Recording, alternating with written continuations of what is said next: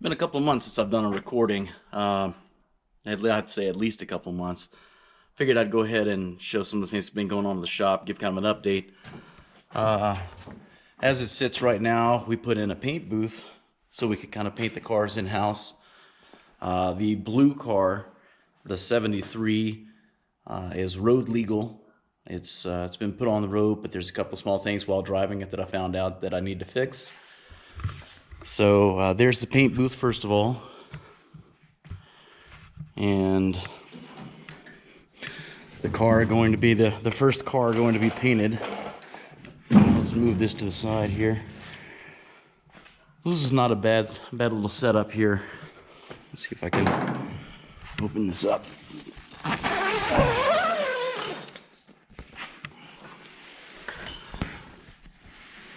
And I wonder if I can go grab the lights real quick. I'll explain about this orange MGB in a minute if I haven't already.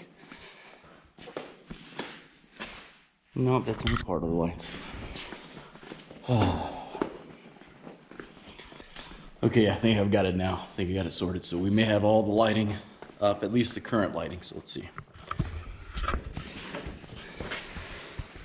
There we go. So this is not a bad little space. It's a lot better lighting than what's in the shop right now, so you'll be able to see any kind of imperfections and flaws in the paint. It's for my current thing that we're just dealing with. I think it'll be a great little paint booth for now.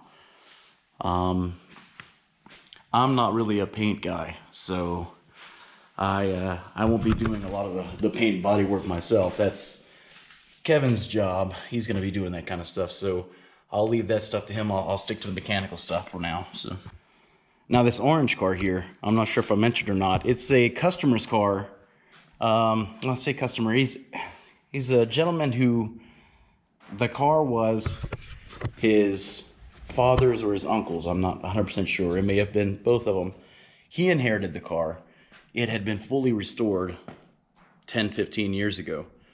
It sat around the entire time after one of them passed away and he inherited it, and it hadn't driven since. So I went through it. I put a new gas tank in it, replaced all the fuel lines, took the carb off, we rebuilt the carb, put on a new ignition, new coil, and fires up and runs good. Now this is a really nice example of a B. Especially a later model, and this one's for sale for a really good price too. So he's looking to sell it. He's put a lot of time into it. I just had the hood redone and cleaned up and fixed, so it'll be coming in soon. The interior is in extremely nice shape. I mean, you can see this thing is great in comparison to a lot of MGBs. The dash is in great shape. The annoying buzzing is driving me crazy. But other than that, I mean, the top's in great shape. It's a really good solid car that was gone through completely. So yeah, it's, you know, other than a couple of finishing touches, it's roughly done. It's just up to Kevin and I to try to find a good buyer for it, a good home. So, but it's nice. It's a nice color. And now I mentioned our blue 73 shop car, which I've shown in one of the videos or so. This is it. We had swapped out the wheels for a set of somewhat like BBS type wheels. The roll cages, or the roll bar, is kind of a temporary thing. I was mocking up for a couple of roll bars I'm trying to sell and get rid of. The unfortunate thing was the brake master cylinder and maybe possibly the clutch master cylinder are leaking. I could tell that because I'm having fluid on my feet. So sometimes even when you rebuild these and you put in new seals and stuff, if the bore of the master cylinder is scarred or something like that, fluid still can get past. So let's see, it should fire right up.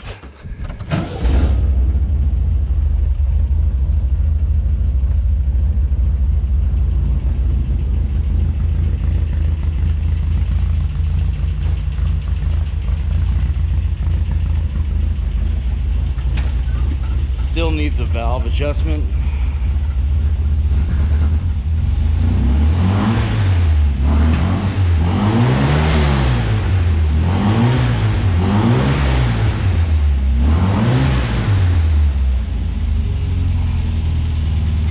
Sure, it's still cold, but runs great. I mean, pulls really, really strong. So this is a great shop car.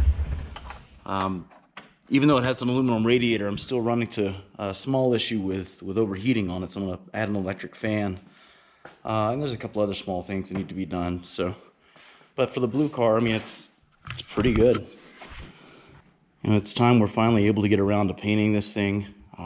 Kevin's doing some of the small body work parts on it, and we can finally get it painted and gone. It's I'm super excited for the customer who owns this car, or the gentleman that we said we would build it for. He's gonna have one beautiful, wonderful car after it's all said and done. I mean, and it's taken some time, but he's gonna really love it. I mean, I'm sure this is something, you know, I would hope that he keeps forever, but if he chooses to, whoever gets it after him, if he sells it, will have a fantastic car. So mine sits here. Everyone else's car gets worked on, because that's the way it works, right? Everybody else's cars get work on, and mine has to sit for a while. But I'm gonna get around to it. I plan on getting around to it. I believe I've shown the car that goes in the blue, or the engine that goes in the blue car. It's gonna be really nice. It's it was originally going to be the engine I was going to put in my car and build, but then when I got the other engine, that one moved to the blue car, which is fine. I just kind of cleaned up a couple of the roll cages here. That's why one was in the blue one. These are from Hobrecht, company that made roll bars in the 1970s, and they are model number F201, and they're nice. So we're just trying to get rid of some of the things that we don't normally keep or so. With that, I'm gonna have to put my sunglasses on because it is bright outside. All right, so I've shown the yellow car before. This thing runs and drives. There's actually a gentleman who's gonna come pick it up today, and pretty excited about it. He plans on rebuilding it and doing a lot to it. I explained to him that's a really good base to start with. It runs, drives, stops, steers, shifts. I mean, you know, and I mean, for $1,500, you can't really go wrong. I mean, it's a really solid car, no rust. So that being said, I don't know if I've shown the Field of Dreams in one of the videos or not. I know I've shown the cars. This is our MG magnet. It's a Farina magnet, and it's not a common car for us here in the States. My wife actually really likes this thing a lot. I couldn't remember if I've shown it in the video. It's definitely of the 60s. And really cool looking dash and stuff. Obviously the wood needs to be fixed. It's got really plush looking back seats. The car is fairly solid. I say that as I go by the rust spots, but overall it's genuinely not that bad. Like I said, I can't remember, just going off this, if I show this in another video or not. I'll find out once I'm editing certain things or so. But one car I know we didn't show because we got not too long ago was the MG 1100. This is a 1967 MG 1100, and it's very similar to the Mini. It is the AD016 body, and for some of you who know about the Mini and the history and all the other kind of stuff, this was the mid-size model they made when Alexis Agonis was tasked to make 3 different models: a small, medium, and large type model. This was the mid-size model. So they made an MG model of it. There's so many other manufacturers made models of it too, but the MG model is fairly uncommon here in the States. After 67 or so, they started bringing them in as the Austin America. But this one's actually an MG. I mean, it's got the the MG grill for it and everything sitting inside there. So, and it'll be a cool addition to our fleet of MGs here. I know I've shown these cars in the other video, but we moved them all up here so that it'll be a little bit easier to work on and pull from if we need to. I don't think I've shown the ZB Magnet before. This is a 1958, I believe it is, ZB Magnet. And it's you know, supposedly the other Magnet that I have over there. It's earlier than that one, because I think that one was a 62 and this is a 58. You can look at the dash and see where the where it's the same. This one needs quite a bit of work in floors, which, let's be honest, a lot of these older British sports cars, a lot of them are going to need floors, which, you know, and it's not even British sports cars, it's a lot of older 60s, 70s, 50s, all these older cars. A lot of them end up needing floors because water's gotten inside and stayed trapped. So, but this one looks very nice. We do have the front end for it, where the we do have the fenders and the front grille and all that stuff. And the reason why this one is sitting on blocks is because it came with a set of brand new tires, and in the desert, if you live in the desert, the rubber doesn't last long at all. Like any kind of rubber, for the most part, doesn't last long at all. So leaving them out here, they will dry rot, and we will have the new tires won't be new at all. So the same thing goes for the MG Midget that I have here, which is a 74. This is not one from the previous video either. This is a newer one that we acquired, and to be honest with you, it's fairly solid. It doesn't look the best, but it actually is fairly solid. The engine's in it. It's a non-smog car. It is it's unfortunately a 1500, which is not the most popular model, but it's not a bad little car. I'll probably do something with it at some point, especially, you know, it being a non-smog car. The blue and white one I've shown before, that's where the wheels that are on the shop's car is now.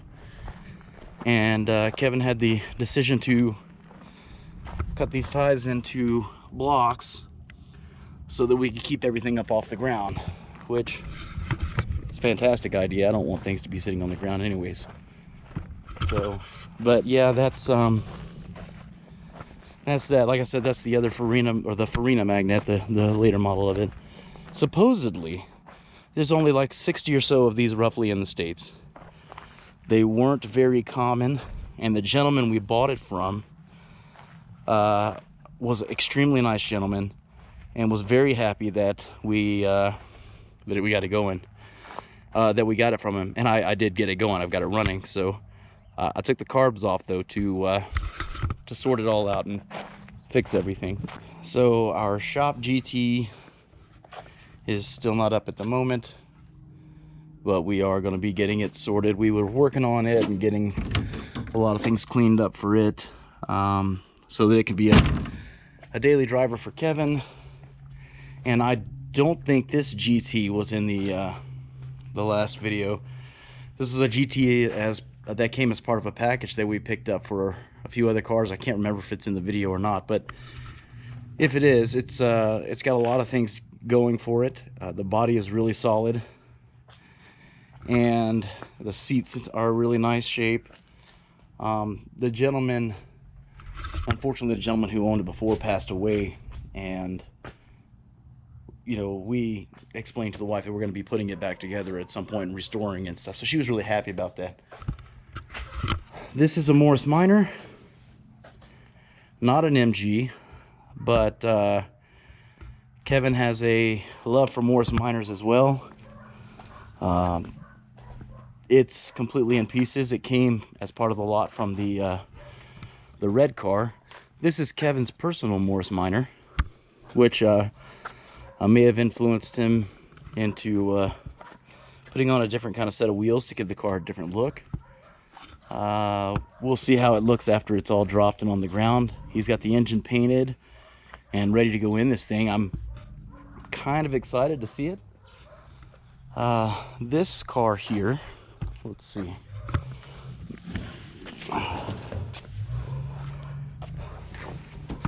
I'm gonna eventually start doing some videos where I'm actually recording myself working on things or so. I know that I'm just kind of showing things that we have here at the shop right now, and that may get a little boring, but